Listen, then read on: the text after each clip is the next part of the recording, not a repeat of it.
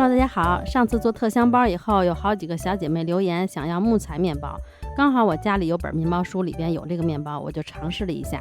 这个面包做起来其实挺简单的，也不需要揉出手套膜，就是想要造型笔直规整的话呢，也是需要一些小细节的。我也是做了3次才总结出来的。那今天我就给大家分享一下经验吧。这面包揉面真的非常简单，但是需要先做一个田老面。田老面就是把这些材料全部放在一起，什么黄油、淡奶油啊，都一股脑全都放在一起，然后给它揉均匀就好了。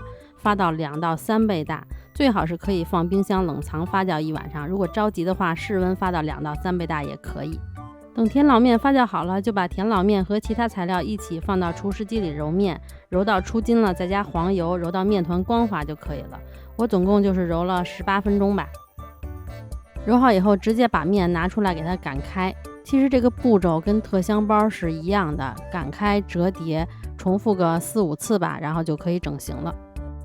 这个木材面包也叫杉木面包，是一种比较硬质的面包，组织跟一般的面包比起来比较扎实，口感很特别。它不是那种软软的，比较硬，但是越嚼越香。这一类面包特点就是水分比较少，发酵的时间也比较短，制作过程都是需要反复折叠压面，然后才能做出比较细密的口感的。我是一共做了5次擀开折叠的步骤，最后折好以后就直接把面团擀成至少要超过26厘米长，因为擀开以后还要给它裁切的。我这个最后擀开以后是差不多27到28厘米左右的长度。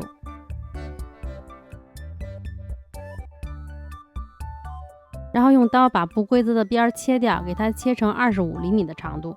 切下来的面就可以当做田老面用在下一个面包里，比如你要做吐司呀，还是小餐包之类的都可以放进去。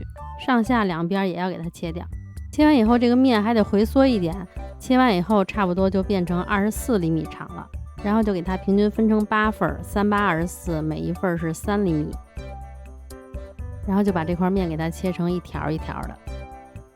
书上写的是切成2厘米的宽度，但是实际做的时候我发现2厘米实在是太窄了，因为这个面水分少，最后发酵的时候它只增加高度，不会变胖，所以我觉得切3厘米比较合适。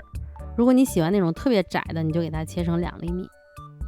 切好以后就给它摆在烤盘上，一定要给它摆放的笔直一些，然后就这样拿去发酵。我是放在35度发酵的，发了差不多40到50分钟左右。这个面包发酵的时间也不能太久，如果太久它就会太松软，那里边的组织也不会是那种很密的，吃起来也就不会很有嚼劲了。发好以后，表面刷上全蛋液，然后再用叉子在上边画出纹路。用叉子画纹路的时候稍微用点力，不能太轻，太轻了最后烤完看不出纹路。最后进烤箱之前再用刮板给它整理一下。如果2侧发好以后比表面宽了，那可以适当的把宽的部分切下去一点，然后放到烤箱的中下层。我是用上火180度，下火150度烤了25分钟。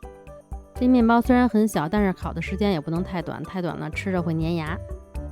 出炉啦，刷蛋液的时候尽量不要刷到2侧，不然烤完侧面就会有些蛋液的颜色，感觉不是很好看。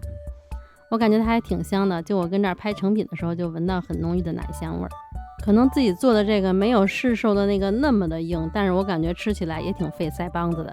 这个面包吃起来外皮是比较酥脆的，里边比较绵密，也很有嚼劲儿，越嚼越香，我觉得还挺好吃的。大家感兴趣的话也试试看吧。那今天就到这里啦，如果喜欢我的视频一定要帮我点个赞哟，我们下个视频再见啦，拜拜。